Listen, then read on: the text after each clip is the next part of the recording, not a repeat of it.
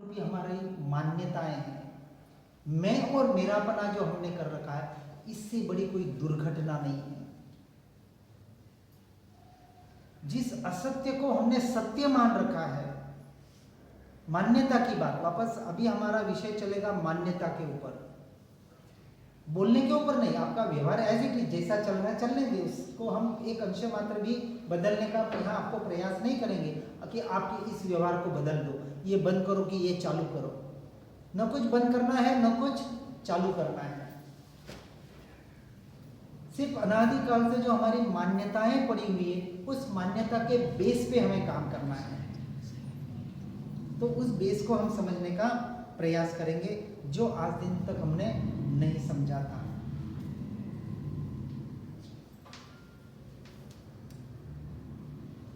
कितनी देर तक चलाएंगे? क्योंकि टाइम नहीं तो भी मतलब मेरे को पता पड़े ना, तो ताकि उस हिसाब से मैं चलाऊं। 10 बजे क्या बात कर रहे हैं? वेरी गुड, बहुत अच्छी बात है। आप ज़्यादा कहें तो मेरी तैयारी है। अब इतना आपने दिखाया है हौसला, तो मैं तो 12 बजे तक तैयार। हमने 7-7, 8-8 घंटे तक नॉन स्टॉप स्वाध्याय किया हुआ है। और ये आपके बाजू में बैठे हैं ना, इनके यहाँ 11 घंटे नॉन स्टॉप भांडुप में, मुंबई में। सुबह 9 बजे बैठे, वैसे तो 7 बजे से शुरू हो गया था। आते गए, 2-4 आए, 2-4 आए, 2-4 आए, 2-4 गए। चलो जो भी है बहुत अच्छी बात है। हम उस तत्व को बेसिकली समझने का प्रयास करेंगे। अब इस बात को बराबर समझना है, आत्मा है इसलिए जड़ का काम नहीं हो रहा है। हम सुनते हैं, कौन सुनता है? क्या मोबाइल सुनता है या नहीं सुनता? मोबाइल सुनता है या नहीं? यस और नो? नहीं सुनता। मोबाइल बोलता है कि नहीं बोलता है? मोबाइल देखता है कि नहीं देखता है? अरे वो देख रहा है, दिखा रहा है, सब कुछ कर रहा है। तो ये जीव हो गया, जीव हो गया ना? ये जीव है? फिर आप कौन सा बड़ा काम कर रहे हैं? आपकी मेमोरी में कितना स्टोर कर सकते हैं बताएं? आज मोबाइल में हजारों के शास्त्र में रिकॉर्ड स्टोर हो जाते हैं, जितने जीबी का, और आजकल वो क्या क्या जीबी, कितने 1000 जीबी का, और क्या क्या इंस्ट्रूमेंट्स निकल रहे हैं। हजारों शास्त्र आप एक मशीन में फिट कर सकते हैं, और कर रहा है। यूट्यूब करोड़ों मैसेज रोज आ रहा है, वो यूट्यूब वाला आपको 2 साल 10 साल पहले के मैसेज आपको आगे दे रहा है, सारे उसके कहीं मेमोरी में स्टोर है। तो आप कौन सी मेमोरी कर रहे हैं? क्या है आपके पास मेमोरी? ये सारे जड़ पुद्गल के परिणमन, जिसमें हमने मैं और मेरा बना कर रखा है। अब आप कहेंगे ये तो ठीक है, एक जड़ है, तो ये परिणमन सब शरीर में हो रहा है ना, जो मोबाइल में हो रहा है। तो जड़ और जीव में फर्क क्या रहा? फिर अपेक्षा से देखे तो कुछ नहीं रहा, वास्तविक उसमें कोई फर्क है ही नहीं है। तो फिर शरीर का काम कैसे होता है, किसकी वजह से होता है? कोई बताएंगे? गैस जजमेंट से? उसको तो हमने खारिज कर दिया ना। आत्मा है इसलिए शरीर का कार्य होता है, ये मान्यता तो मिथ्या बता रहे हैं, हम अज्ञान दशा बता रहे हैं।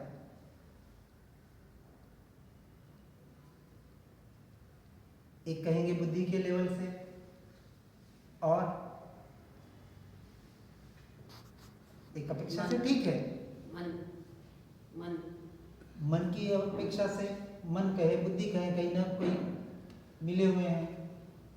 एक अपेक्षा से यदि किसी ने थोड़ा सा आयुर्वेद पढ़ा हो, तो शरीर के परिणमन वात, पित्त और कफ, इन 3 के परिणामों पर परिवर्तित हो रहा है आयुर्वेद की अपेक्षा से।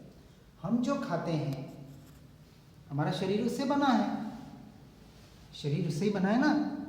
अब आप जीव को खाते हैं कि पुद्गल को खाते हैं? कोई मांसाहार करता है तो भी वो जिंदे जीव को तो नहीं खा सकता ना, उसको मार के ही खाता है, यानी अजीव तत्व को ही खाता है। तो हम जिस पुद्गल को ग्रहण कर रहे हैं उस पुद्गल से सारा ये शरीर बन रहा है। जैसा खाए अन्न वैसा होए मन कहा जाता है। तो ये तो भोजन शुद्धि की बात हुई। तो व्यवहार को समझना है। हम जब आत्मा की बात करते हैं तो पहली बात समझना है, व्यवहार का वहां निषेध नहीं है, ये तो हमने समझा हुआ है, और वो वैसा का वैसा चालू रखना है। भोजन शुद्धि से शरीर शुद्धि, शरीर शुद्धि से मन शुद्धि, और मन शुद्धि से आत्म शुद्धि, ये बात तो पूरी मान्य है।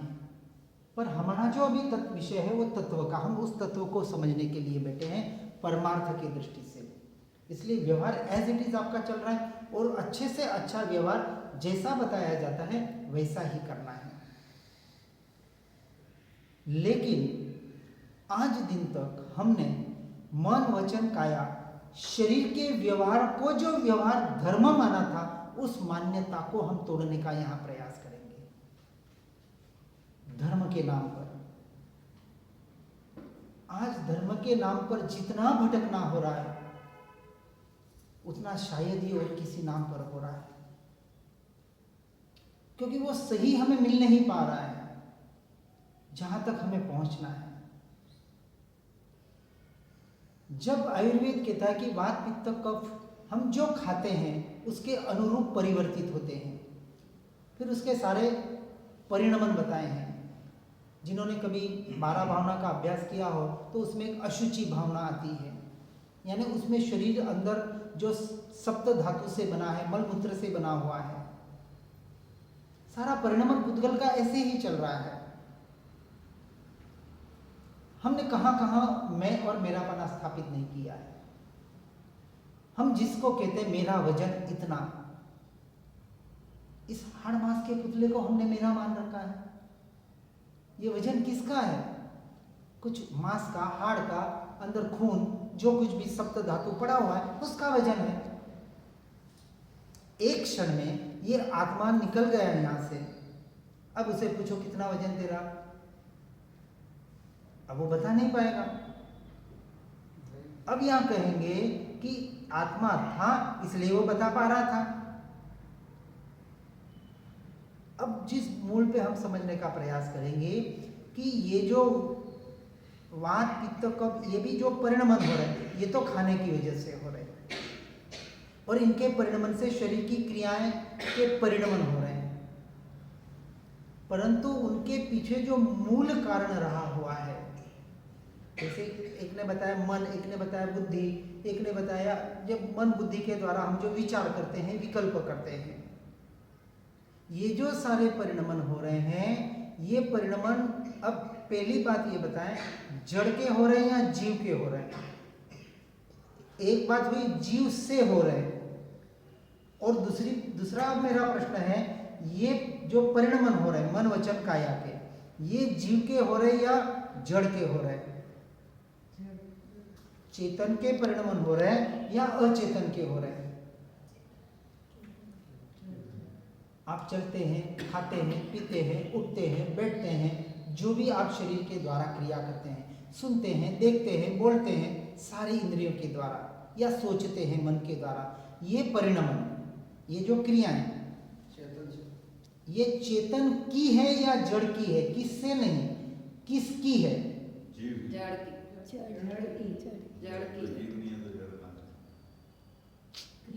क्रिया जड़ की है, लेकिन वो भी उसके बिना नहीं कर पाती, हाँ। जीव के बिना नहीं कर पाती। तो एक बात यहां तक पहुंचे, आप टोटल रॉन्ग बिलीफ में थे। क्रिया जड़ की ही हो रही है, ये शाश्वत सत्य है, क्योंकि जितनी भी अभी क्रियाएं हो रही है उसमें वास्तविक जीव का कुछ भी क्रिया उसमें जीव की नहीं हो रही है। अब जब ये शरीर एक स्थान से दूसरे स्थान पर जाता है तो जीव उसके साथ जाता है कि नहीं जाता है? जाता है, ठीक है। अब जब हम कहते हैं कि आप जहाँ से भी यहाँ तक पहुँचे इस रूम तक, तो आप बोलेंगे मैं फलाने बिल्डिंग से निकला, वहाँ गाड़ी में बैठा और यहाँ आया। क्या बोलेंगे? मैं, अभी हम शरीर को मैं मान रहे हैं। मैं मेरे घर से निकला, अपने 2 व्हीलर में, 4 व्हीलर में, टेम्पो में, रिक्शा में, जहाँ भी बैठा और यहाँ कॉलोनी तक, बाहर नीचे तक आया। कौन आया? नहीं, अभी व्यवहार से पूछ रहे हैं। मैं। तो आपने कहा ना मैं आया। क्या वास्तविक आप हवा में उड़ के आए या वहां से छू मंतर होके यहाँ उत्पन्न हो गए? ऐसा अभी तक तो शायद हमारे पास जादू चमत्कार नहीं है। कोई चाहता हो तो बात अलग है, चाहना भी मत भूल के। तो आप गाड़ी पे बैठे और गाड़ी आपको यहां तक लेके आई। गाड़ी लेके आई ना, आप ऐसा तो नहीं बोलते ना कि गाड़ी मुझे वहां से यहां तक लेके आई। आप कहते हैं मैं आया, मैं आया। तो गाड़ी आपको वहां से यहां तक लेके आई, फिर भी आपने व्यवहार से कहा मैं आया, तो व्यवहार से बिल्कुल सही बात है, गलत नहीं है। अब शरीर, अब थोड़ा थोड़ा डीप जाएंगे कि आपका शरीर वहां से यहां आया। अब गाड़ी निकाल देंगे। जब वहां से यहां आया तब आपका शरीर तो स्थिर था ना, कि गाड़ी में चल रहे थे आप? नहीं चल रहे थे ना, गाड़ी स्थिर, आप स्थिर थे। तो गाड़ी चली, आप आए, फिर भी आपने कहा मैं आया। इसी तरह हम यहां कहते हैं शरीर एक गाड़ी है। गाड़ी या वहां से अब शरीर रूपी, जैसे कोई कहे मैं पैदल आया, मैं तो गाड़ी में नहीं आया। तो आपका शरीर वहां से यहां तक आया और शरीर के भीतर आत्मा रहा हुआ है, उसी के साथ है, अलग तो है नहीं है। तो ऐसा तो नहीं है कि आत्मा को शरीर रख के आप यहां आ सकते हैं। तो जब शरीर आता है तो आत्मा को आना पड़ता है या आत्मा आता है? बहुत सिंपल से प्रश्न है, लेकिन इन सिंपल से प्रश्न में पूरा तत्व छिपा हुआ है। समझना बात को बराबर। हमने कहां कहां हमारी मान्यताओं को गलत फिट करके रखा है। हम व्यवहार से आपको निश्चय में ले जाने का प्रयास करेंगे, थोड़ा सिंपल हो जाएगा उस मैं को जानने के लिए। जैसे हमने कहा मैं आया, परंतु गाड़ी आई थी, मैं नहीं आया था, शरीर तो गाड़ी में बैठ गया था। इसी तरह आत्मा इस गाड़ी रूपी शरीर में बैठा है और जैसा शरीर करता है वैसा उसका परिणमन हो रहा है। वो नहीं कर रहा है, आत्मा कुछ नहीं कर रहा है। और आत्मा की वजह से शरीर का कार्य नहीं हो रहा है। जो मैंने पहले सिद्धांत कहा, एक द्रव्य दूसरे द्रव्य का अंश मात्र भी कार्य नहीं कर सकता। ये शाश्वत सिद्धांत है। इस सिद्धांत में अंश मात्र भी फेर नहीं होता। इसको पहले आपको दिमाग में बिठाना पड़ेगा। तो शरीर जड़ का कार्य आत्मा कैसा कर सकता है, और आत्मा का कार्य ये जड़ शरीर अचेतन कैसे कर सकता है? तो हम साफ इसको नकारते हैं, अंश मात्र भी कार्य नहीं कर सकता है। तो फिर शरीर का कार्य किससे हो रहा है? अब उसको जब थोड़ा भीतर जाएंगे, गहराई में जाएंगे, तो आत्मा के साथ कर्म जुड़े हुए हैं। कर्म है या नहीं है? है, बराबर। कर्म का उदय है या नहीं है? है। किसको कहते हैं हम कर्म का उदय? कि कर्म के उदय से हमें सुख या दुख मिलता है। ये बात तो सही है। कर्म के उदय से सुख या दुख मिलता है। पाप कर्म का उदय हो तो दुख मिलता है और पुण्य कर्म का उदय हो तो सुख मिलता है, जिसको हम साता और असाता भी कहते हैं। व्यवहार में कुछ अच्छा होना अच्छे पुण्य का उदय, व्यवहार में कुछ खराब होना बुरे कर्म का उदय, यहां तक स्वीकार कर लिया। अब जिसको हम कर्म कहते हैं, क्या ये कर्म जीव है या जड़ है? कर्म जीव है या जड़ है? अचेतन तत्व है ना। कर्म के परमाणु जो आत्मा के साथ रहे हुए हैं वो अजीव तत्व है, अचेतन तत्व है, जड़ तत्व है। पहले इस बात को समझना पड़ेगा, मानना पड़ेगा। जो कर्म आत्मा ने बांधे थे और अभी आत्मा के साथ है, जिसको हम प्रारब्ध कर्म कहते हैं, संचित कर्म भी कहते हैं, जो अभी सत्ता में पड़े हुए हैं। अब ये कर्म कहाँ पड़े हुए हैं? आत्मा में है। कर्म